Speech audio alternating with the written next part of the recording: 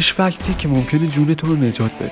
1. اگه یه روز چند نفر یا حتی یک نفر به زور سوار ماشینتون شد و خواست اونو به یه جایی برسونید یا خواست ماشینتون رو به سرقت ببره، قطعا شما کمربندتو بستی و فقط کافیه ماشین رو بزنی به یه درخت، دیوار یا هر جای دیگه و قطعا چون اونا کمربند ندارن آسیب میبینن و شما میتونید فرار کنید. شاید احمقانه به نظر بیاد ولی خب هیچ راه دیگه ای نداری.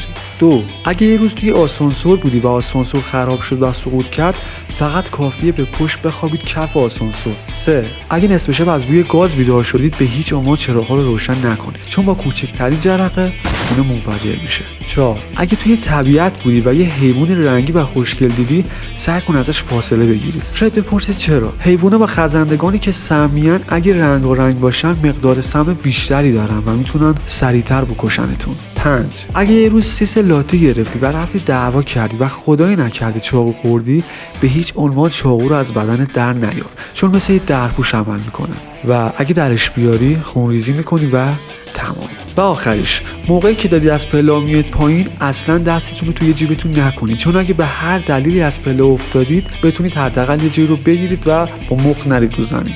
همین الان منو دنبال کن تا از حقایق جالب دنیا با خبر باشی. لایک و کامنت هم یادت نره.